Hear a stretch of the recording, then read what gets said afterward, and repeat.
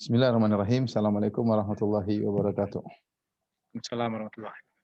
Alhamdulillahi ala ihsani wa syukru lahu ala taufiqihi wa amtinani. Asyhadu an la ilaha illallah wahdahu la syarika lahu ta'ziman li sya'ni wa asyhadu anna Muhammadan abduhu wa rasuluhu da'ila ridwani. Allahumma shalli alaihi wa ala alihi wa ashabi wa ikhwani.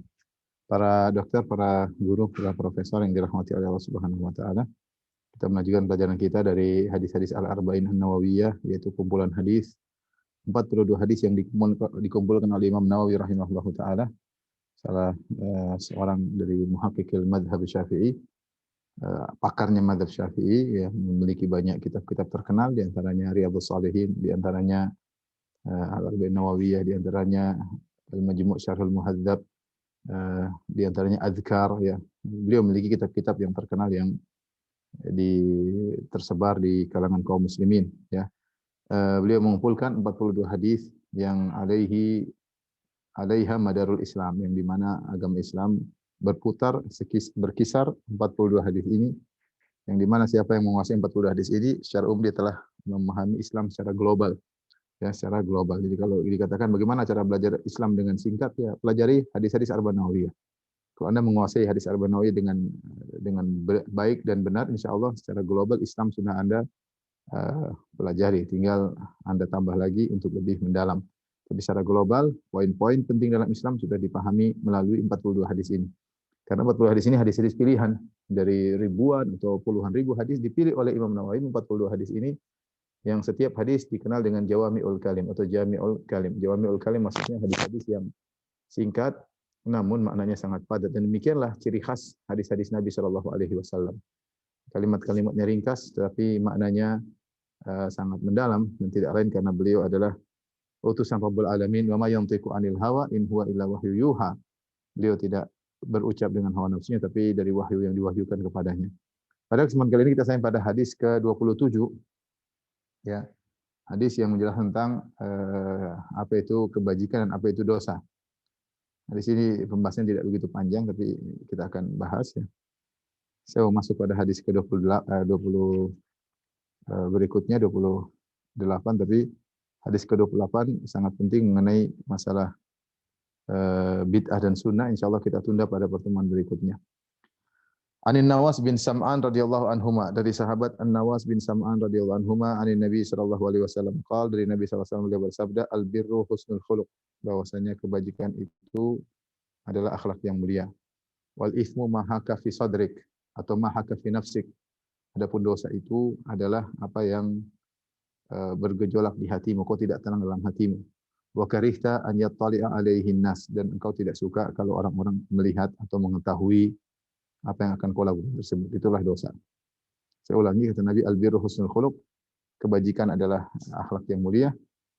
Adapun dosa, wal itsmu ma haka fi nafsik, dosa adalah apa yang tidak tenang dalam hatimu. Wa karihta an yattali'a alaihim, dan kau tidak suka kalau ada orang yang tahu. Hadis riwayat Muslim.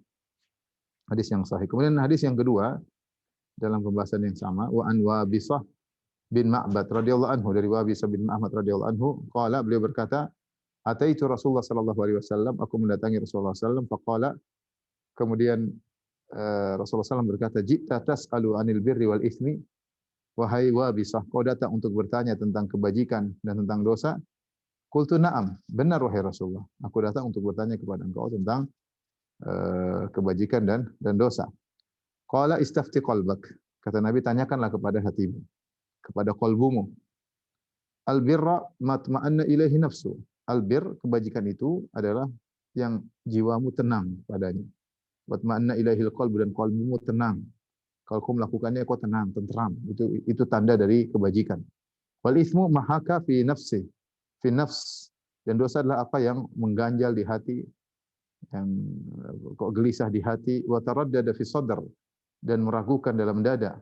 Wa in aftaka nasu wa aftauk, meskipun orang-orang berfatwa kepadamu akan bolehnya, dan mereka berfatwa kepadamu akan bolehnya, tapi kau tetap ragu dalam hatimu. Kemudian An-Nawawi berkata, haditsun hasan, ya, ruwinahu fi musnadai al-Imam Ahmad bin Hanbal wa Darimi bi isnadin hasan. Kami meriwayatkannya dalam dari dua musnad, ya, di dua musnad, Musnad Imam Ahmad bin Hanbal dan Musnad Ad-Darimi dengan sanad yang hasan. Adapun hadis yang kedua, hadis Wabisah, ya saya bacakan lengkapnya dalam lafal yang lebih lengkap, ya. Dari Wabisah bin Ma'bad Al-Asadi radhiyallahu anhu, ya. Dia berkata ini yang lengkapnya, ataitu Rasulullah sallam, aku datang kepada Nabi sallallahu alaihi wasallam, wa ana uridu an la ada syai'an minal birri wal itsmi illa sa'altuhu anhu. Dan aku sudah niat, tidak ada kebajikan pun kecuali aku akan tanya kepada Nabi, dan tidak ada keburukan pun kecuali aku akan tanya kepada Nabi. Dia ingin tanya kepada Nabi secara terperinci. Kebajikan ini bagaimana, kebajikan ini bagaimana, kebajikan ini bagaimana. Dan dia ingin tanya kepada Nabi tentang dosa secara terperinci. Dosa ini bagaimana, dosa ini bagaimana, dosa ini bagaimana. Tentu akan panjang. Wa haulahu isabatun minal muslimin yastaftunahu, dan di sekeliling Nabi ada sekelompok orang bertanya kepada Nabi, minta fatwa. Karena Nabi adalah sumber ilmu sallallahu alaihi wasallam. Faja'altu atakhattahum, qalu, aku pun melewati mereka. Qalu, mereka berkata, ilaika ya Wabisah an Rasulillah. Jauhlah engkau, sebentar, jauh. Jauh dulu sebentar, jangan dekat-dekat Nabi. Qultu da'uni, biarkan aku ingin ketemu Nabi. Fa adnu minhu, agar aku dekat dengan Nabi sallallahu alaihi wasallam. Fa innahu ahabbun nasi ilayya. Nabi adalah orang yang paling aku cintai. Fa innahu ahabbu innasi ilayya an adnu minhu. Aku ingin dekat dengan Nabi sallallahu alaihi wasallam. Rasulullah SAW berkata, da'u Wabisah, biarkan Wabisah. Uduna ya Wabisah, wahai Wabisah, dekat kepadaku. Nabi lihat gelagat-gelagat. Nabi suruh, ya sudah, suruh dia dekat sini. Marratain aw thalathan. Nabi suruh sampai 2 atau 3 kali. Fadanautu minhu, kata Wabisah, aku pun dekat kepada Nabi sallallahu alaihi wasallam, hatta qa'adtu baina yadayhi, sampai aku duduk di hadapan Nabi sallallahu alaihi wasallam. Rasulullah SAW berkata, dia belum mengutarakan apa-apa. Rasulullah berkata, ya Wabisah, ukhbiruka aw tas'aluni. Aku kabarkan kepada engkau atau engkau yang bertanya kepadaku? Qultu la, ya Rasul, tidak. Bal akhbirni, kau yang kabarkan kepadaku. Kata Rasulullah SAW, jita tas'aluni anil birri wal ithmi. Kau datang ke sini kan untuk bertanya kepadaku tentang kebajikan dan dosa. Qultu na'am. Nabi tahu apa yang tujuan dia. Padahal dia masih renungkan dalam hatinya, tapi Allah beri kabar kepada Nabi bahwasanya Wabisah ini datang ingin bertanya tentang kebajikan dan keburuk dengan dosa. Qultu na'am. Ya. Fajama'a anamilahu faja'ala yankutu bihinna fi sadri. Kemudian Rasulullah meletakkan jari-jarinya di dada Wabisah. Wa yaqul, kemudian Rasulullah berkata, ya Wabisah, istafti qalbak. Wahai Wabisah, tanyakan ke qalbumu. Wastafti nafsak, tanyakanlah kepada jiwamu. Salasa marrat. Rasulullah ngomong sampai 3 kali. Albirru, kemudian Rasulullah kasih kesimpulan sallallahu alaihi wasallam, albirru matma'annat ilaihi nafsu. Namanya kebajikan itu adalah yang jiwa tenang. Wa ma'anna ilaihil qalbu, dan qalbu menjadi tenang. Wal itsmu ma haka fin nafsi wa taraddada fi sadr. Adapun dosa itu perkara yang mengganjal di hati, meragukan di dada. Wa in aftakan nasu wa aftauka, meskipun orang-orang berfatwa kepadamu akan bolehnya dan mereka berfatwa kepadamu. Ini ikhwan dan akhwat para dokter yang dalam hati Allah Subhanahu wa taala, kita berbicara tentang al-birru wal itsm. Ya, albir, kebajikan,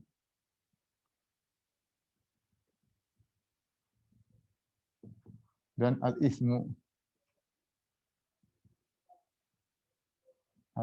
dosa. Albir secara bahasa, ya, maknanya kebajikan, dan makna albir sebagaimana bisa maknanya adalah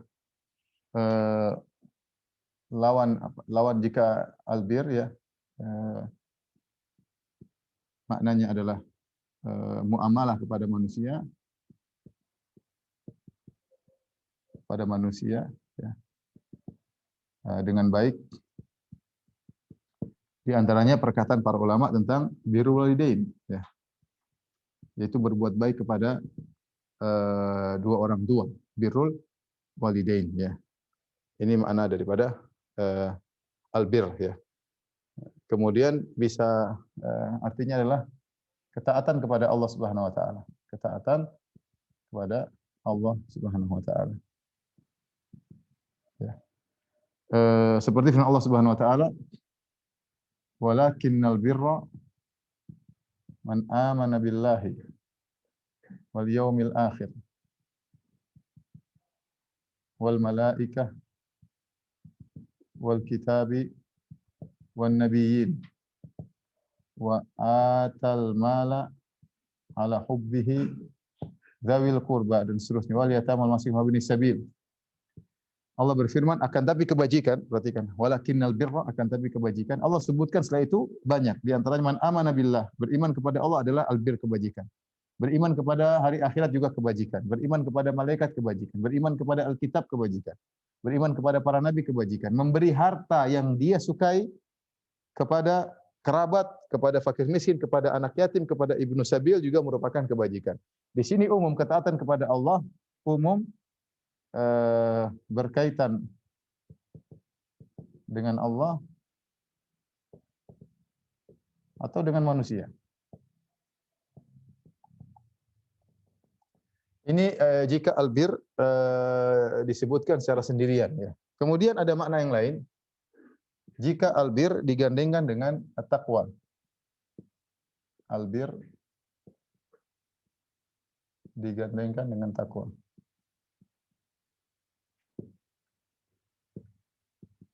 Seperti firman Allah Subhanahu wa taala, "Wa ta'awanu 'alal birri wat taqwa." Nah, ketika albir digandengkan dengan takwa, apa makna albir ketika digandengkan dengan takwa? Ini di antara dua kalimat kalau disebutkan salah satu mencakup keduanya, tapi kalau disebutkan kedua-duanya maka berbeda antara satu dengan yang lainnya. Jadi itu banyak seperti Islam, iman. Kalau Islam sendiri disebutkan ya Islam ya iman, iman ya Islam. Albir kalau disebutkan sendiri mencakup takwa, ini kan takwa sebenarnya. Ketaatan kepada Allah takwa. Tapi kalau albir digabungkan dengan takwa, maka ada perbedaan. Albir ketika digabungkan dengan takwa, albir maksudnya adalah fi'lu ta'at, menjalankan ketaatan. Menjalankan ketaatan. Adapun at-taqwa artinya meninggalkan kemungkaran, maksiat. Maksiat. Ya, itu namanya albir dan takwa meninggalkan maksiat. Ada juga pendapat lain yang mengatakan satu, yang kedua albir yaitu seperti yang disebutkan di sini ketaatan berkaitan dengan manusia. Kebaikan pada manusia, berbuat baik pada manusia. Adapun takwa artinya adalah menjalankan ketaatan kepada Allah.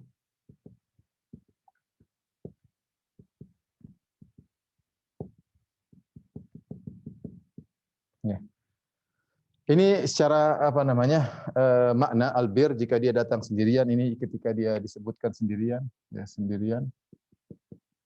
Kalau ini ketika digandingkan dengan at-taqwa. Baik. Kalau kita lihat makna hadis, Rasulullah SAW berkata dalam hadis yang sedang kita bahas, kata Rasulullah SAW, al-birru husnul khuluq wal ismu mahaka fin nafs.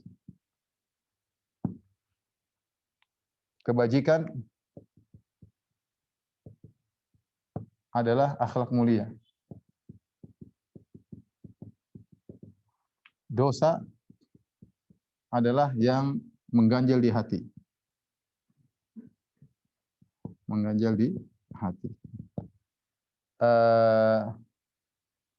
Adapun hadis ini kalau kita perhatikan, di sini albir didatangkan, kebajikan diversuskan dengan dosa ya. Diversuskan dengan dosa, sehingga kebajikan di sini harusnya lebih maknanya adalah lebih mencakup semua yang dianggap baik oleh Allah Subhanahu wa taala.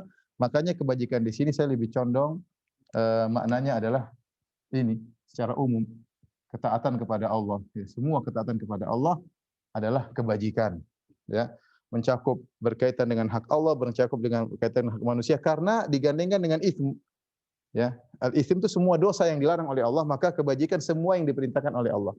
Ketaatan kepada Allah Subhanahu wa taala. Meskipun tentunya disebutkan albir punya makna-makna secara sendiri. Tapi oleh karenanya di sini albir maknanya adalah husnul khuluq, lawan daripada dosa yang mengganjal di hati. Nah, metode Nabi SAW mengatakan al-birru husnul khuluq. Ini namanya al-qasru al-idhafi ya. Apa bahasa Indonesianya ya? Seakan-akan kalau kita terjemahkan kebajikan itu ya akhlak mulia, seakan-akan tidak ada kebajikan yang lain. Padahal maksud Nabi bukan demikian. Ya.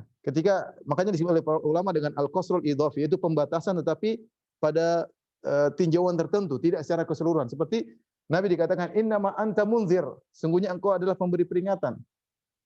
Kau hanyalah pemberi peringatan. Padahal Nabi juga pemberi kabar gembira, bukan cuma pemberi peringatan. Namun dalam kondisi tertentu, pemberi peringatan lebih dominan pada Nabi SAW. Sebagai pemberi peringatan lebih dominan. Padahal dia juga pemberi kabar gembira. Demikian juga albirru, kebajikan ini banyak. Tetapi ketika berkaitan digandingkan dengan dosa, ya, versus dosa, maka dia lebih dominan adalah akhlak mulia. Seakan-akan kebajikan itu terkumpul banyak pada akhlak yang mulia. Dan ini menunjukkan tentang keutamaan akhlak mulia. Sama seperti Nabi SAW ketika mengatakan Al-Hajju Arafah. Perhatikan kata Nabi Al-Hajju Arafah. Haji itu wukuf di padang Arafah. Padahal namanya haji bukan cuma wukuf di padang Arafah. Orang tawaf juga haji, orang sa'i juga haji, mabit di Mina juga haji, mabit di Muzdalifah juga haji, ya. Tawaf ifadah juga haji, ya. Ihram juga haji. Banyak hal berkaitan dengan haji. Tapi ketika Nabi mengatakan haji itu wukuf di padang Arafah, bukan berarti tidak ada bagian haji yang lain, tapi ini yang dominan. Sehingga kata para ulama, ar-ruknur rakin, rukun yang paling rukun dalam haji adalah wukuf di padang Arafah. Karena Nabi menyebutkan dia secara khusus, al-hajju Arafah. Haji itu wukuf di padang Arafah. Sama seperti Nabi SAW mengatakan, ad-du'a'u huwal ibadah. Doa adalah ibadah. Seakan-akan intisari daripada ibadah adalah doa. Intisari daripada ibadah adalah doa. Padahal ibadah banyak. Ibadah banyak, ya, bukan cuma doa saja. Tetapi seperti dalam sebuah riwayat, ad-du'a'u mukhul ibadah. Doa itu adalah intisari ibadah. Karena pada doa nampak semua ketundukan seseorang.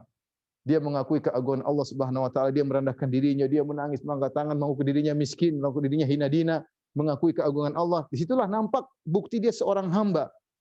Jadi kalau orang puasa tidak begitu kelihatan, orang sedekah tidak, tapi kalau dia duduk kemudian menangis mengangkat tangan, kelihatan sekali dia itu hamba yang hina dina, yang mengakui keagungan Allah. Maka nampak sekali ibadah pada kondisi seorang sedang berdoa. Ya. Makanya kalau orang berbuat syirik, doa kepada selain Allah itu syirik yang paling parah. Wa man adhallu mimman yad'u min dunillah. Siapa yang lebih parah daripada, yang lebih sesat daripada orang yang berdoa kepada selain Allah. Nah, demikian juga ketika Nabi mengatakan al-birru husnul khuluq, itu namanya al-qasrul idhafi. Rasulullah membatasi kebajikan pada akhlak mulia, bukan berarti kebajikan bukan cuma akhlak mulia saja, banyak kebajikan yang lain. Namun ketika Nabi menyebutkan kebajikan akhlak mulia, berarti ini perkara yang sangat urgen, perkara yang sangat urgen, akhlak yang mulia. Ya.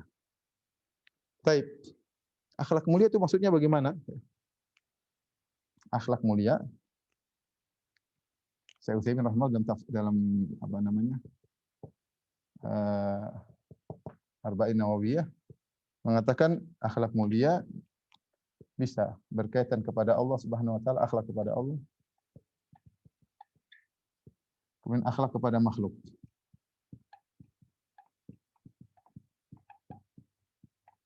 Pada manusia sama manusia.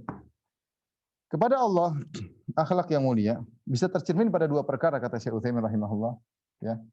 Tercermin pada dua perkara. Pertama, mensikapi perintah Allah.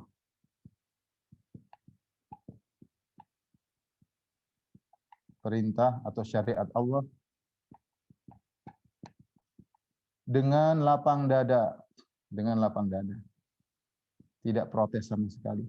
Itu namanya Anda berakhlak kepada Allah. Ya, makanya Allah mengatakan ya ayyuhalladzina amanu la tuqaddimu baina yadayillahi wa rasulih. Wahai orang beriman, janganlah kalian mendahului Allah dan Rasulnya. Misalnya mau kasih ide sama Allah, harusnya begini syariatnya. Kenapa hukumnya Allah enggak begini? Ini Quran kurang harusnya. Ini ada kadang-kadang dalam diri kita mungkin ya seorang coba begini hukumnya. Kayaknya kita ingin menyempurnakan hukum Allah Subhanahu wa taala. Kayaknya kurang pas, apalagi zaman sekarang. Kenapa sih? Kenapa cadar disyariatkan? Harusnya enggak ada. Kenapa salat berjamaah disyariat misalnya? Karena enggak sesuai dengan hawa nafsu kita, sehingga kita tidak menerima dengan lapang dada. Itu kita tidak berakhlak dengan pencipta kita yang tahu tentang apa yang terbaik di alam semesta, yang lebih terbaik bagi kita. Kita seakan-akan protes. Sebenarnya kita tidak berakhlak kepada Allah Subhanahu wa taala. Misalnya kalau kita enggak usah bicara Allah, kalau kita di dunia ada pemimpin atau direktur kasih aturan, apa? Kita enggak namanya kita enggak setuju, kita enggak berakhlak sama dia. Apalagi Rabbul Alamin. Allah berfirman, "Fala wa rabbika la yu'minuna hatta yuhaqqimuka fi ma shajara bainahum, tsumma la yajidu fi anfusihim harajan mimma qadaita wa yusallimu taslima." Demi Rabbmu, fala wa rabbika. Sungguhnya mereka tidak beriman hatta yuhaqqimuka fi ma shajara bainahum, sampai mereka menjadikan engkau sebagai hakim atas pertikaian yang terjadi di antara mereka. Tsumma la yajidu fi anfusihim harajan. Kemudian setelah itu mereka tidak menemukan gerundel sedikit pun dalam hati mereka. Wa yusallimu taslima. Dan mereka benar-benar terima. Kata Allah, la yu'minun, tidak beriman. Kalau mereka tidak seperti ini, tidak beriman. Tidak beradab kepada Allah, tidak beradab kepada Rasulullah sallallahu alaihi wasallam. Mengatakan syariat ini perlu dirubah, syariat ini perlu direvisi. Apalagi perkataan orang liberal sudah tidak relevan lagi di zaman sekarang. Dia membuat syariat sendiri yang sesuai dengan udelnya, sesuai dengan hawa nafsunya. Kita bilang, enggak, Anda tidak beradab kepada Allah Subhanahu wa taala. Ya. Seakan-akan Anda menuduh Al-Quran cuma diturunkan untuk orang-orang Badui di zaman Nabi sallallahu alaihi wasallam. Betapa tidak berakhlaknya Anda kepada Allah Subhanahu wa taala. Ya. Ini pertama. Yang kedua, tercermin pada mensikapi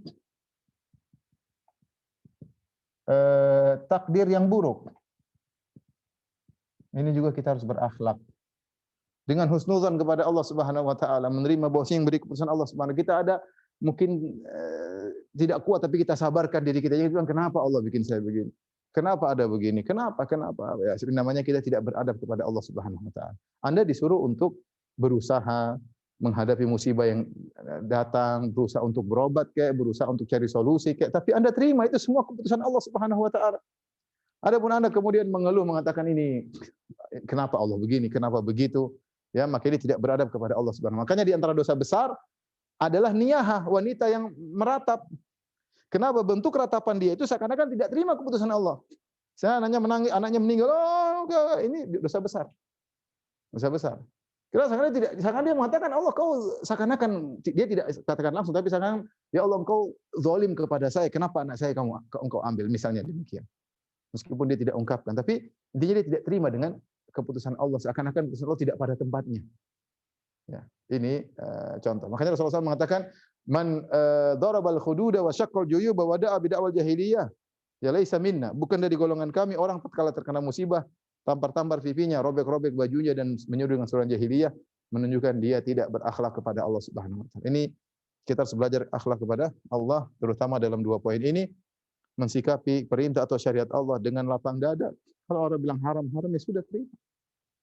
Mengenai kita enggak bisa jalan urusan belakangan, tapi ini haram ya sudah.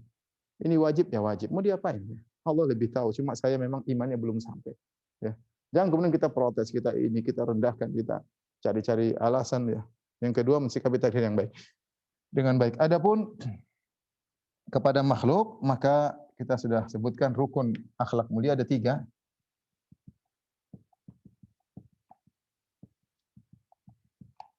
Mulia ada 3.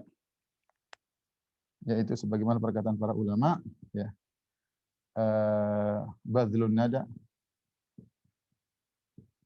kaful adha, kemudian talaqatul wajh.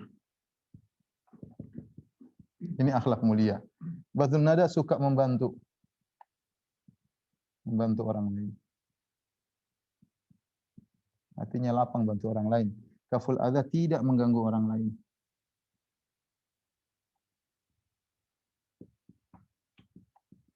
Kemudian talaqatul wajh, murah senyum. Murah senyum. Barang siapa terkumpul pada dirinya 3 ciri ini, berarti dia seorang yang akhlak mulia. Karena akhlak mulia banyak definisinya. Ada yang mengatakan akhlak mulia itu engkau berbuat kepada orang dengan sikap yang kau suka kalau kau digitukan sama dia. Itu sebenarnya di antara juga akhlak yang disebutkan oleh para ulama, ya. Karena Rasulullah mengatakan dalam hadis Sahih Muslim, akan datang suatu fitnah yang sangat dahsyat, maka Rasulullah mengatakan, man ahabba an yuzahzaha 'anil nar wa udkhilal jannata falta'ti maniyatuhu wa yu'minu billahi wal yawmil akhir wal ya'ti ila nasi alladhi yuhibbu an yu'ta ilaih. Barang siapa yang ingin diselamatkan dari neraka dan masuk surga, ketika datang fitnah yang sangat dahsyat, falta'ti maniyatuhu, hendaknya maut menjemput dirinya dalam kondisi wa huwa yu'minu billahi wal yawmil akhir, dalam kondisi dia beriman kepada Allah dan hari akhir. Wal ya'ti ilan nas, dan hendaknya dia bersikapi manusia alladzi yuhibbu an yu'ta ilaihi, dengan sikap yang dia suka jika dikerjakan kepada dia. Itu akhlak yang mulia. Contoh, bagaimana cara kita akhlak mulia sama ibu? Kita punya ibu, gimana akhlak mulia? Bayangkan kalau saya di posisi ibu umur 60, apa yang saya sukai? Saya suka anak saya telepon saya. Saya suka anak saya datang kunjungi saya seminggu sekali. Saya suka anak saya antarin duit sama saya. Kira-kira begitu kan? Kita kalau mau berakhlak baik sama bapak kita umur 70 tahun, kira-kira jadi bapak gimana? Ya kita ingin anak kita kontak, datang, kasih hadiah ya. Saya baca sebuah pernyataan. Ada seorang dia menyesal. Dia menyesal ketika tua. Dia sudah tua. Dia laki-laki sudah tua baru dia menyesal. Dia bilang, ternyata saya dulu tidak berbakti. Kenapa dia tahu? Ketika dia sudah tua, anaknya sering nawarkan, ayah mau begini. Dengan malu dia mengatakan, enggak nak. Nanti suatu saat anaknya lagi nanya, ayah mau jalan-jalan ke situ. Kata dia, enggak nak, ayah enggak butuh begitu. Setiap anaknya nawarkan, dia bilang, enggak ayah enggak perlu ayah. Padahal dia mau, tapi dia enggak enak. Dia baru sadar, harusnya enggak usah ditawar-tawar, langsung ajak saja. Selama ini waktu dia masih muda juga, dia tawarkan sama ayahnya juga begitu. Dia sadar, ternyata dulu saya tidak berbakti.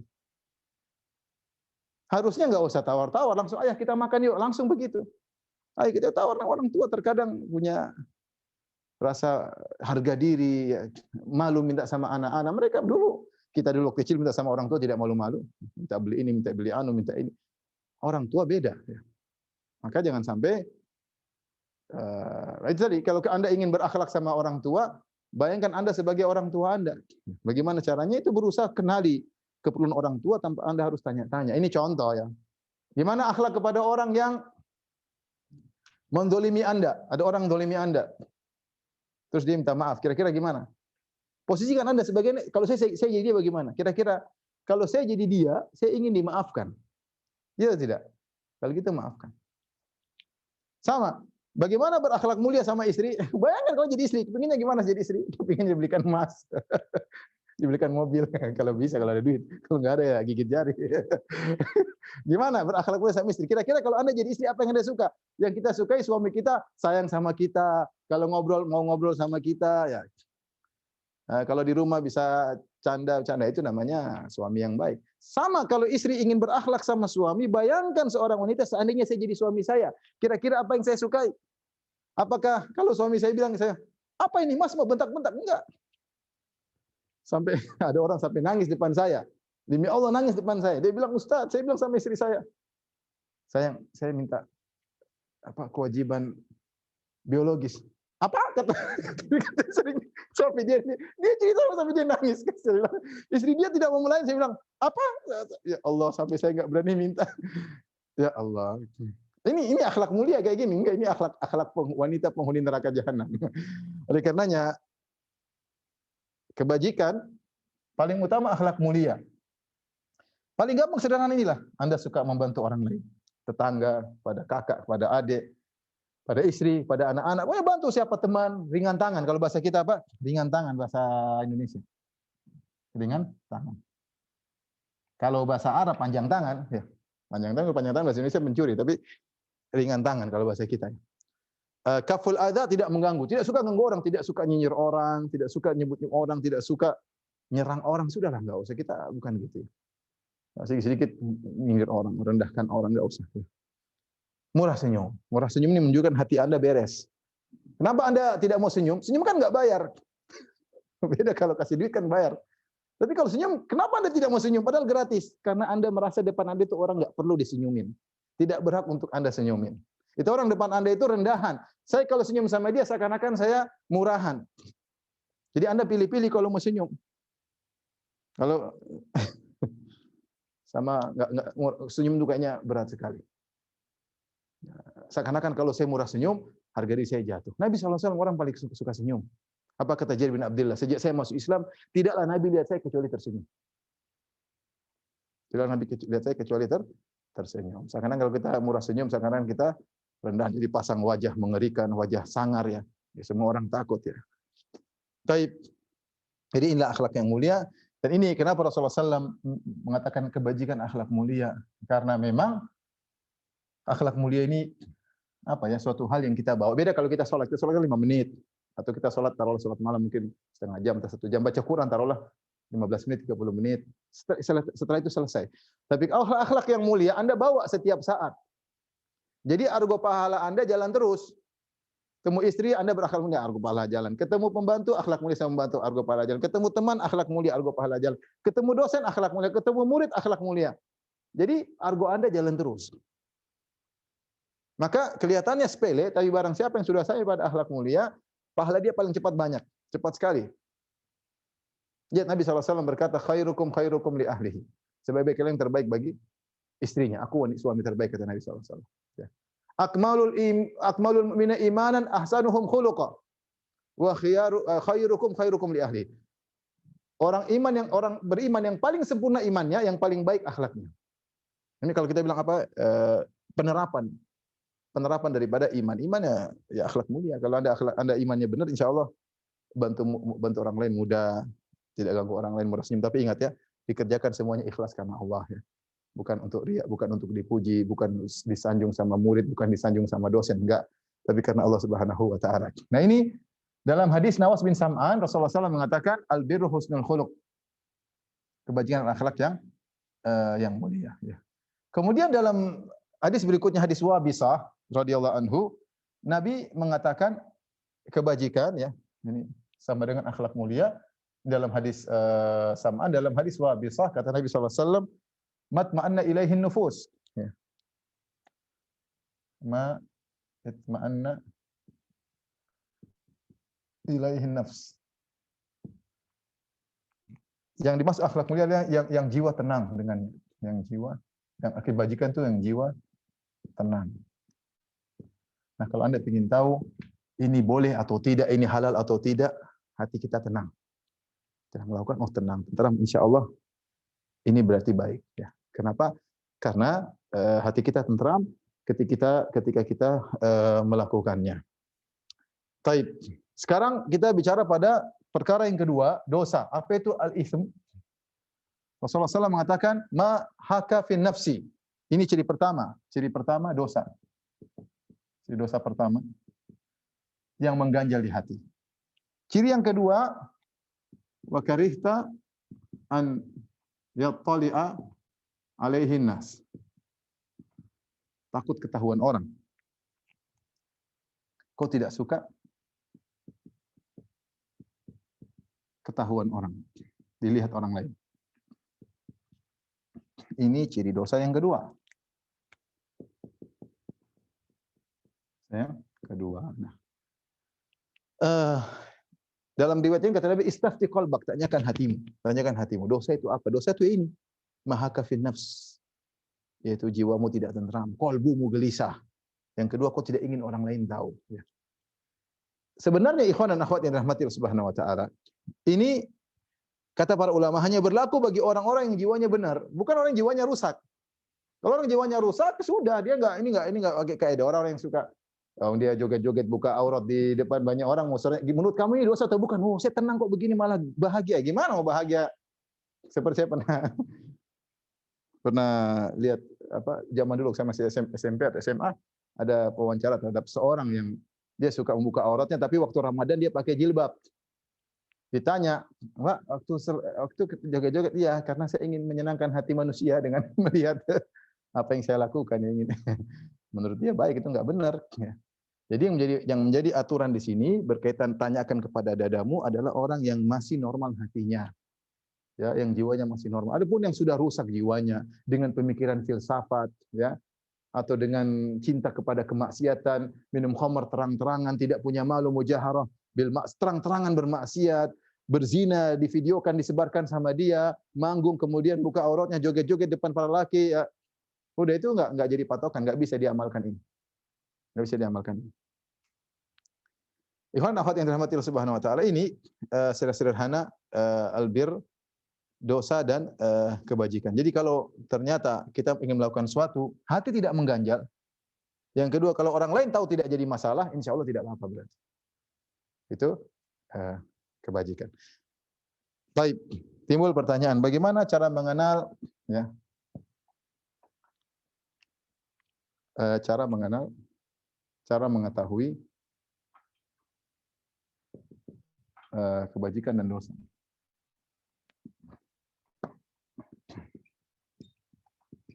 Kebajikan dan dosa. Ya. Cara pertama adalah, ya, ini cara ketiga, cara terakhir. Cara pertama adalah dengan melihat dalilnya. Kalau sudah ada dalil, tidak perlu tanya lagi kepada hati, nggak perlu. Sudah ada dalilnya haram, ya sudah bilang, saya tanya sama hatiku, nggak perlu. Kalau sudah ada dalilnya, tugas kita hanyalah taat. Wa ma kana lil mu'minin wala mu'minatin idza qada Allahu wa rasuluhu amran ay yakuna lahumul khiyaratu min amrihim. Kata Allah Subhanahu wa taala, tidak pantas bagi seorang lelaki mukmin dan seorang wanita mukminah kalau Allah dan Rasulnya sudah memutuskan suatu keputusan, kemudian dia punya pilihan yang lain. Enggak boleh. Wa ma kana lil mu'min wala mu'minatin idza qada Allahu wa rasuluhu amran ay yakuna lahumul khiyaratu min amrihim. Ya, kalau sudah ada keputusan dari Allah, tidak pantas bagi laki mukmin, wanita mukminah untuk punya pilihan lain. Allah sudah bilang, Rasulullah sudah bilang begini.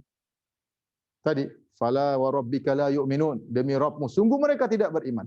Hatta yuhakimuka fima shajara bainahum, sampai mereka menjadikan engkau sebagai hakim dalam segala urusan mereka. Tsumma la yajidu fi anfusihim harajan mimma qadaita, kemudian mereka tidak menemukan dalam hati mereka gerundel terhadap keputusan wahai Rasulullah. Wa yusallimu taslima, dan mereka pasrah menerima. Itu berorang beriman. Kalau sudah dalilnya haram, ya haram, mau diapain? Jangan lagi cari-cari alasan. Itu berorang beriman. Kalau enggak beriman, tidak beradab kepada Allah Subhanahu wa taala. Pertama dengan melihat dalil. Yang kedua, kalau Anda tidak tahu, tanyakan kepada ulama yang berilmu. Kepada ulama ya, atau ustadz yang Anda percayai. Percayai ilmunya. Ya. Anda percayai ilmunya. Ya. Artinya dia berfatwa dengan dalil. Artinya dia berfatwa, dia menjelaskan dengan dalil.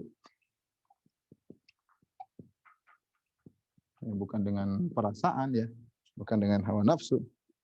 Kalau ternyata Anda tidak tahu dalilnya, Anda juga tidak sempat tanya kepada ulama atau ustadz, waktunya tidak cukup ya. Ya, maka Anda tanya pada hati Anda. Ini baru amalkan hadis ini. Tanyakan hatimu. Dengan jujur. Bukan ini pas buat saya karena sesuai dengan kerjaanku. Ini bukan begitu. Ini kayaknya pas dengan keinginanku. Bukan. Tanya jujur hatimu. Ini kalau orang tahu kira-kira gimana? Dosa atau bukan ya? Kadang kita bingung mau tanya. Mau tanya nggak sempat tanya. Sementara waktu kejadian depan tanda tangan atau tidak. Tanyakan ini kalau orang tahu, istri saya tahu, malu atau tidak sih? Kalau nggak malu tanda tangan saya. Kalau ketahuan tetangga tahu gimana? Berarti sudah itu dosa itu. Tinggalin aja. Meskipun dia bilang boleh itu nggak apa-apa, boleh enggak. Kalau saya gelisah tidak benar. Kenapa? Karena hati kita, sebagaimana dijelaskan Ibnu Rajab alhamdulillah dalam kitabnya Jami'ul Hikam, Allah menjadikan hati kita ini punya fitrah, ya, yang tahu kebenaran dan tidak suka dengan kemungkaran. Makanya Allah sebutkan yang namanya kebajikan dengan al-ma'ruf, karena diketahui oleh hati, ma'ruf kebaikan. Mungkar kenapa? Hati mengingkari. Ya. Hukum asalnya itu hati bisa menilai sebenarnya hukum asal, tapi tentu butuh dalil untuk menunjukkan ini baik atau buruk. Tapi hati punya sesuai dengan fitrah. Ini baik, ini buruk, hati bisa tahu. Maka tanyakan hatimu dengan jujur. Banyak hal-hal yang saya dulu ya sekedar sharing. Saya dulu main musik kemudian manggung-manggung ya. Tapi selalu saya gelisah. Ini saya bicara pengalaman pribadi ya. Mungkin ada yang main musik merasa semakin beriman, saya nggak tahu ya. Tapi kalau saya dulu main musik, saya gelisah. Ya main musiknya musik Islami ya, kadang main metal, kadang main macam. Tapi intinya saya juga main musik Islami ya, kemudian kasidahan. Tapi saya sholat tidak tentram. Ya, saya nggak tahu kenapa ya. Saya tidak tahu kenapa sampai saya tanya sama seorang ustadz, itu ada ustadz guru saya dari Muhammadiyah, ya hafizahullah, masih hidup insyaallah di kota Sorong. Waktu itu saya tanya, Ustadz, saya mau ada acara halal bihalal, saya bagian pengiring musiknya, ada nyanyian, acara hiburannya.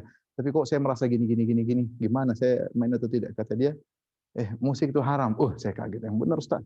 Sebelumnya baru dengar ya.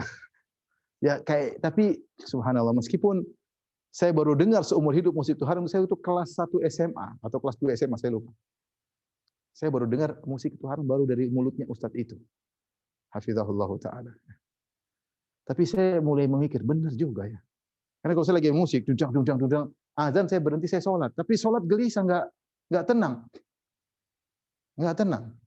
Ketika saya tinggal di Madinah, bersama keluarga, hidup tanpa musik, saya merasa bahagia.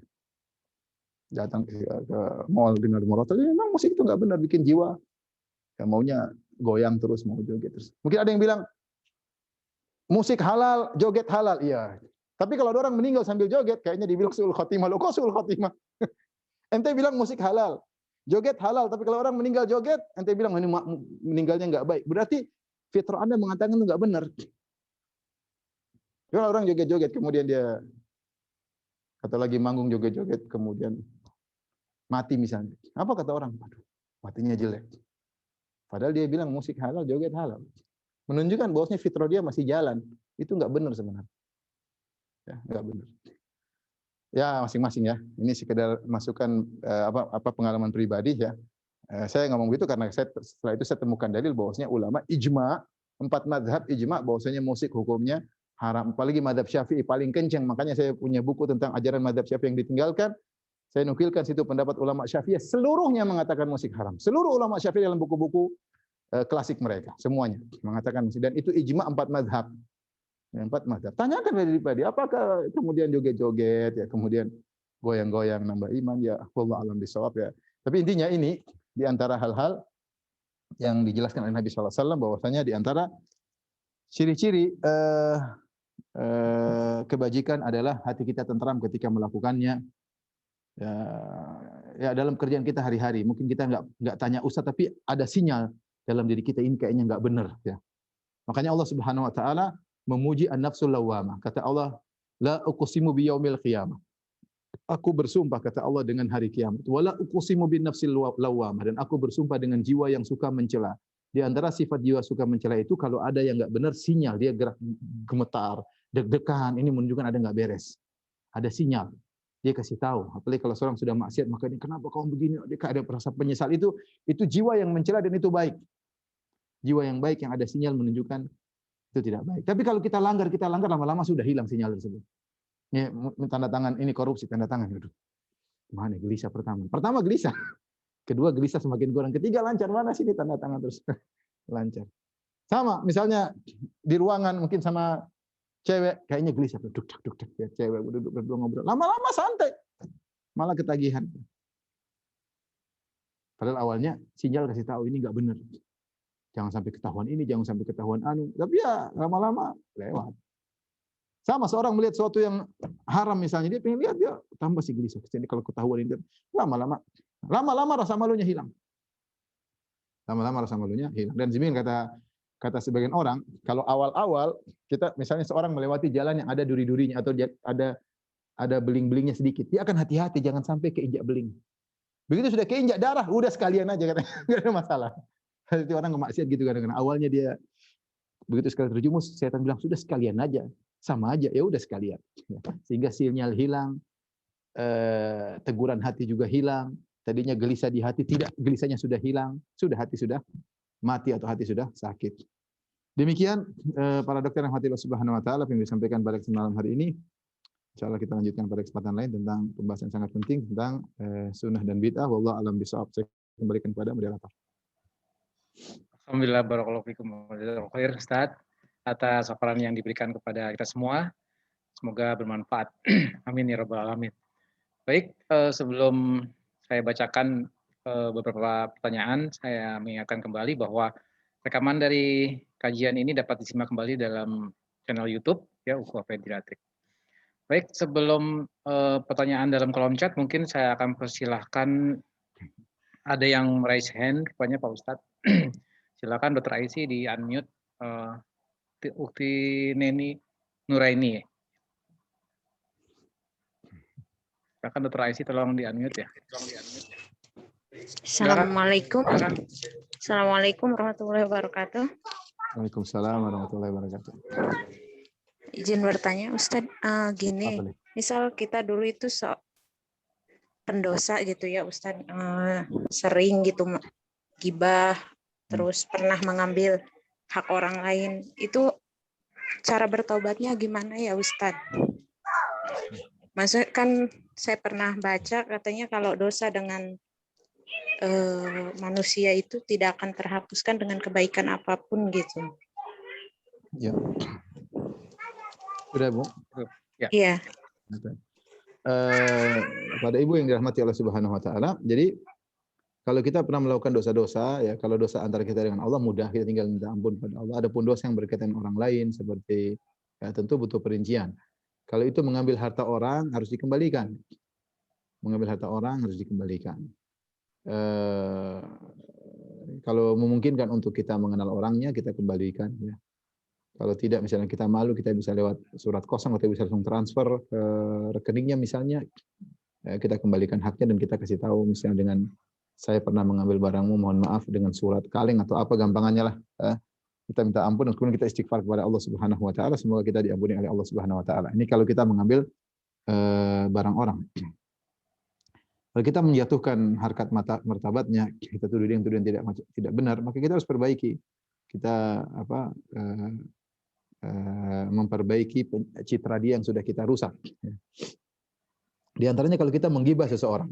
Menggibah seseorang ada dua model. Kalau yang kita gibahi tahu kita menggibahnya, maka jalan terbaik kita minta maaf sama dia langsung. Karena dia tahu kita telah menggibahnya. Tetapi kalau dia tidak tahu kita menggibahnya, maka tidak perlu lapor-lapor. Kayak saya pernah gibah kamu. Kecuali kita tahu bahwasanya dia orangnya pemaaf, maka itu lebih baik kita lapor. Tapi kalau kita tahu dia orangnya pemarah, kita jangan nyulutkan api. Karena pertikaian itu tidak dianjurkan dalam syariat. Bahkan syariat membolehkan berbohong demi perdamaian. Maka tidaklah hikmah kalau kita menggibah seorang, orangnya tidak tahu, kemudian kita cerita sama dia, padahal dia pemarah. Kita bilang, "Ukhti, saya dulu gibah kamu." Apa yang kau bilang? Saya bilang kamu gembrot, jelek, kayak monyet. Ya, dia ngamuk lah. Kita enggak usah gitu. Ya udah kita perbaiki citranya, kita minta ampun kepada Allah Subhanahu wa taala, mendoakan dia dan mendoakan kita ya. Kalau dia tidak tahu ya. Kalau kita sudah lupa semuanya, siapa yang pernah kita gibah, ya sudah kita minta ampun kepada Allah. Fattaqullaha masata'tum, bertakwalah semampunya. Allah Maha Pengampun. Allah Maha Pengampun. Tapi kita berusaha semaksimal mungkin untuk menjalankan prosedur. Makanya Ibnu Qayyim rahimahullah ketika bercerita tentang seorang membunuh orang lain, A membunuh si B. Pada si A, dia melanggar 3 hak. Hak Allah, hak wali dari yang terbunuh, dan hak orang yang dia bunuh. Kalau hak Allah, setelah dia bunuh, dia minta maaf kepada dia, minta ampun, maka hak Allah gugur. Allah Maha Pengampun. Kemudian dia bertemu dengan walinya, mereka tuntut, ya sudah dia kasih uang, misalnya dia minta maaf, dia kasih uang 5 miliar, 10 miliar, wali-walinya maafkan, maka gugur. Tinggal hak orang yang dia bunuh. Dia tidak mungkin minta maaf, orang sudah meninggal. Kalau dia minta maaf, bagaimana caranya? Maka dia akan dipertemukan pada hari kiamat dengan orang tersebut. Timbul pertanyaan, apakah dia akan diampuni? Ibnu Qayyim bahas hal ini. Kata Ibnu Qayyim mengatakan, dan ini tidak mungkin dia minta maaf kepada orangnya sudah mati, gimana caranya? Tetapi kalau dia benar-benar bertobat, taubat nasuha, dalil menunjukkan Allah akan menangani urusannya. Dia akan diampuni oleh Allah. Allah akan menangani urusannya dengan orang tersebut yang dia bunuh. Jadi maksud saya, siapapun yang melakukan dosa berkaitan dengan orang lain, berusaha semaksimal mungkin dia kembalikan. Sampai nanti dia di akhir punya udzur di hadapan dia, Allah, saya sudah berusaha, saya tidak mampu lagi, Allah. Saya hanya bisa mengharap rahmat dan kasih sayang. Ya. Tapi kalau dia melalaikan gampang, ya sudah gampang ambil, enggak apa-apa, enggak usah kembalikan duit, ya enggak bisa. Dia akan dituntut pada hari kiamat kelak. Wallahu a'lam bishawab. Ini tadi ada 2 pertanyaan, atau 1 pertanyaan saya lupa deh. Ya. Itu tadi jawabannya. Ya. Mungkin dia bertanya mengenai kalau gibah, Ustadz, dia gibah, dia lupa namanya siapa. Ya, tadi saya bilang, ya gibah mungkin itu siapa yang dia mau tanya kepada siapa. Ya, dia lupa. Dia lupa. Lagi pula biasanya dia orang lain tidak tahu, biasanya orang lain tidak tahu kalau dia gibahi. Maka cukup kalau dia ingat siapa-siapa yang pernah digibahi, dia doain mereka. Kalau dia bisa kesempatan untuk memperbaiki citra mereka, lakukan. Tapi kalau sudah nggak bisa, masa lalu, masa lampau, ya sudahlah, kita serahkan kepada Allah. Yang penting kita taubat nasuha, tadi saya katakan. Karena kita di luar kemampuan. Ya, di luar kemampuan. Allah alam bisawab. Syukran Ustaz. Baik, saya beri kesempatan 1 penanya lagi yang secara langsung. Dr. Aisy, tolong Ibu Helwiyah ya. Helwiyah. Silakan di-unmute. Silakan, Ibu. Iya, terima kasih Ustaz. Assalamualaikum warahmatullahi wabarakatuh. Waalaikumsalam. Ya, tadi saya mendengar penjelasan salah satu bagian dari dosa adalah ketika kita meratapi atau menangisi mungkin orang tua yang sudah meninggal gitu, Ustadz. Mohon maaf, ini sedikit saya bertanya. Kebenaran terkadang kita itu mungkin kangen kali dengan almarhum ibu dan ayah, sehingga ada hal-hal yang mungkin membuat kita tuh sedikit menyesal ada yang belum kita lakukan dengan baik pada kedua orang tua kita yang sudah meninggal. Lalu ada pelampiasan ketika kita sholat, berdoa, terus ada nangis. Nah, bagaimana hal itu yang harus dilakukan? Apakah itu bagian-bagian dari meratapi atau mungkin hanya karena merasa ada hal-hal yang belum terlaksana secara maksimal gitu, Ustadz. Terima kasih, Ustadz. Assalamualaikum warahmatullahi wabarakatuh. Assalamualaikum warahmatullahi wabarakatuh. Maksudnya niyaha itu ngangkat suara, niyaha sambil berteriak, sambil menunjukkan, oh kenapa ya ada kata-kata protes. Ada pun nangis itu tidak mengapa. Menangis, apalagi mendoakan itu malah kebajikan. Kita tidak bisa mengontrol hati kita ya. Tapi kalau kita kemudian sampai ucapan, ya Allah, kenapa kau ambil bapakku ya Allah, bapakku baik sekali. Allah itu namanya niyaha. Ya, dan itu banyak dilakukan oleh para wanita ketika ada keluarga yang meninggal, karib kerabat, maka tidak boleh demikian. Tapi kalau kita menyesal dulu kurang berbakti sama orang tua, kita menangis dan kita berdoa, itu yang terbaik. Karena kita berdoa dengan tulus untuk orang tua. Orang tua kita sekarang kalau sudah meninggal, yang dia butuhkan dari kita doa. Ya. Kita sudah tidak bisa kasih belikan makanan, tidak bisa kita pijit kakinya, tidak bisa kita ajak ngobrol ketawa ketiwi dengan orang tua, sudah lewat waktunya. Yang dia butuhkan sekarang adalah doa kita yang tulus, bukan doa asal-asalan, tapi doa yang kita panjatkan di malam hari, doa yang kita panjatkan dengan khusyuk dalam sujud kita. Itu yang dibutuhkan orang tua, bukan doa asal-asalan. Allahumma ghfir muslimin wal muslimat amin. Enggak, kita ingin doa spesial untuk orang tua. Kita minta kepada Allah dengan tangisan untuk lebih berkah doa kita insyaallah taala. Baik, terima kasih Ustaz. Assalamualaikum. Assalamualaikum. Baik, saya akan mulai dari pertanyaan kolom chat ya Ustaz. Ini banyak sekali, semoga waktunya cukup. Bismillahirrahmanirrahim. Assalamualaikum warahmatullahi wabarakatuh. Ustaz, izin bertanya, apakah bila setiap kita berdoa kepada Allah Subhanahu wa taala namun tidak sampai menangis adalah menunjukkan ketakwaan kita yang masih kurang dan berbeda dari berdoa sampai menangis? Syukron atas penjelasannya. Tentunya tidak disyaratkan berdoa harus menangis. Ya. Nabi SAW juga dalam doa-doanya tidak disebutkan Nabi selalu menangis ya. Tidak ya.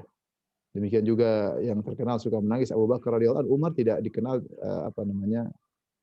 selalu menangis dalam sholatnya. Yang paling sering nangis dalam sholatnya Abu Bakar radhiyallahu anhu. Oh, hati orang berbeda-beda, tidak disyaratkan dia harus menangis. Tetapi kalau kita bersendirian, tangisan adalah tanda kebutuhan kita kepada Allah, tanda takut kita kepada Allah. Tangisan. Makanya Rasulullah mengatakan ainani lam tamassahuma nar. Dua mata yang tidak akan disentuh dengan api neraka. Di antaranya ainun bakat min khasyatillah. Mata yang menangis karena takut kepada Allah Subhanahu wa taala. Maka siapa yang menangis karena takut kepada Allah Subhanahu wa taala itu adalah anugerah ya. Maka kita berdoa agar kita berlindung dari mata yang tidak menangis. A'udzubillahi min ainin la tadma. Berlindung dari mata yang tidak mudah menangis. Demikian juga Nabi SAW memuji orang yang ketika bersendirian dia menangis. Rajulun dzakarallaha khaliyan fafadat ainah. Seorang ketika dia bersendirian dia ingat Allah maka dia pun menangis. Tangisan menunjukkan kelembutan hati. Tapi ini tangisan juga adalah amal soleh. Apalagi menangis ketika sendirian, bukan menangis di hadapan orang. Sebagaimana amal soleh bisa kemasukan riya, menangis juga bisa kemasukan riya. Nangis dibuat-buat misalnya. Nah, kalau nangis lepas kontrol yang sudah, tapi kalau nangis dibuat-buat ini juga khawatirnya masuk dalam bab riya. Intinya tidak disyaratkan berdoa harus menangis. Dan terbukti sebagian orang berdoa tanpa tangisan juga bisa dikabulkan. Ya. Allah Maha baik ya. Tapi kalau Anda bisa menangis itu lebih baik tentunya. Tapi tidak harus. Allah alam bisawab. Baik Ustaz. Baik, saya lanjutkan. Assalamualaikum warahmatullahi wabarakatuh. Mohon izin bertanya Ustaz. Bolehkah kita bermuamalah dengan produk yang mendukung LGBT? Wallahu a'lam bishawab. Kalau dia terang-terangan mengatakan hasilnya akan dia gunakan untuk LGBT, maka selayaknya kita tidak perlu mendukung ya. Kita punya hak untuk tidak mendukung ya. Hal tersebut ya. Tapi kalau dia tidak terang-terangan atau tidak ada bukti nyata bahwa hasilnya digunakan untuk hal-hal yang haram ya, atau hanya isu-isu, maka tentunya tidak wajib atau tidak harus kita seperti itu ya. Dan masalah muamalah melihat maslahat dan mudarat, melihat maslahat dan mudarat. Nabi SAW ketika di Madinah, ya kita tahu bahwasanya Nabi bermuamalah dengan orang Yahudi. Orang Yahudi mereka jual beli dan mereka gunakan hasil mereka untuk buat makar kepada kaum muslim. Tapi mereka tidak terang-terang mengatakan hasil jual beli kami untuk berbuat makar bagi kaum muslim, itu tidak. Tapi jelas itu biasa perbuatan mereka demikian. Tapi Nabi tetap bermuamalah dengan zahirnya ya. Lain halnya kalau sudah ada suatu produk mengatakan ini untuk LGBT, nah ini sebaiknya jangan. Kita masih banyak yang bisa kita beli. Ngapain beli produk yang ingin merusak masyarakat ya? Maka kita tinggalkan. Tapi ini semua kembali kepada maslahat dan mudarat. Maslahat dan mudarat yang mana yang maslahat kita lakukan ya. Wallahu a'lam bishawab. Syukran Ustaz. Baik, lanjutkan. Assalamualaikum warahmatullahi wabarakatuh. Saya mau bertanya Ustadz, apa hukumnya menggunakan uang yang diberikan oleh orang tua kepada kita untuk biaya sekolah, tapi di suatu waktu kita menggunakannya sedikit dari jumlah yang diberikan tersebut untuk kebutuhan pribadi, tanpa meminta izin dulu dari orang tua. Apakah ini hukumnya haram? Hukumnya berarti tidak amanah, dan tidak amanah artinya hukumnya haram. Makanya kalau kita dikasih uang, harus sesuai dengan amanah yang dititipkan oleh orang tersebut. Saya rasa orang tua baik, tinggal sebutkan sama orang tua jujur aja. Ya, mohon maaf ya.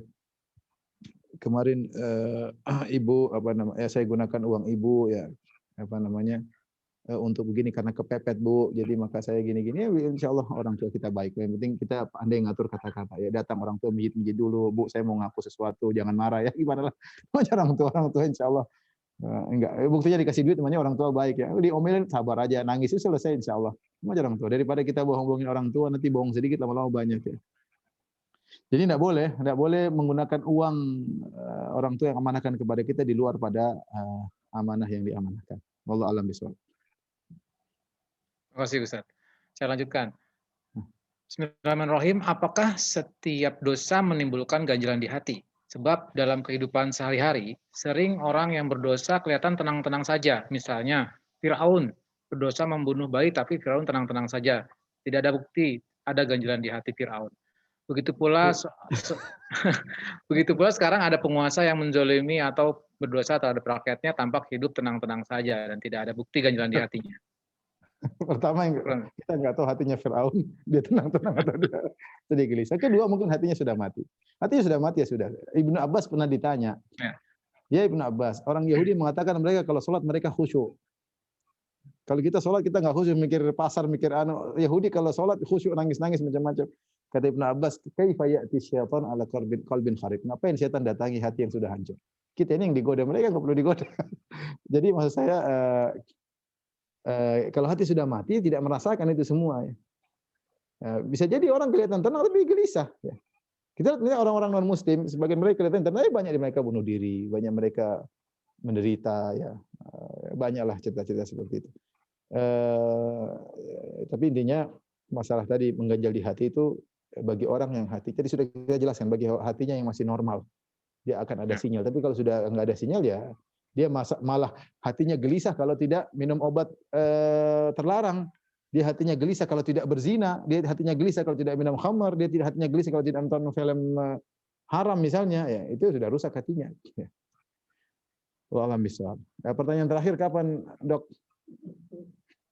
Oh iya, terakhir Ustaz ya. Oke, saya bacakan.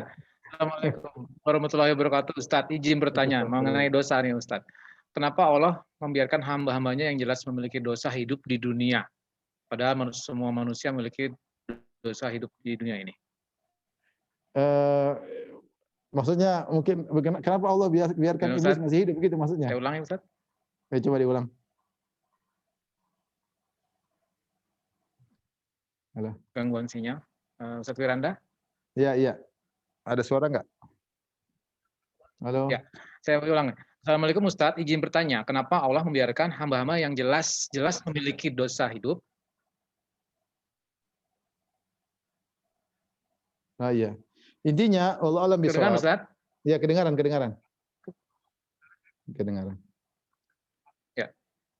Ya, Allah alam bisawab. Ya, saya mungkin pertanyaan nggak begitu jelas, tapi semua itu ada hikmahnya. Allah membiarkan orang-orang zalim berbuat kezaliman. Ya, semuanya ada. Hidup ini menakjubkan ya. Kita bilang hidup ini menakjubkan. Allah menciptakan manusia dengan berbagai macam model. Ada orang baik, ada orang zalim. Ini semua ujian dalam kehidupan. Demikian tatanannya, ya. Dan di balik ini semua ada tanggung jawab di akhirat kelak. Dan hikmah yang sesungguhnya kita tidak tahu, ya. Contoh seperti kenapa Allah biarkan iblis minta izin untuk hidup sampai hari kiamat untuk menggoda manusia. Allah izinkan. Kata iblis, "Anzirni ila yaumi yub'atsun."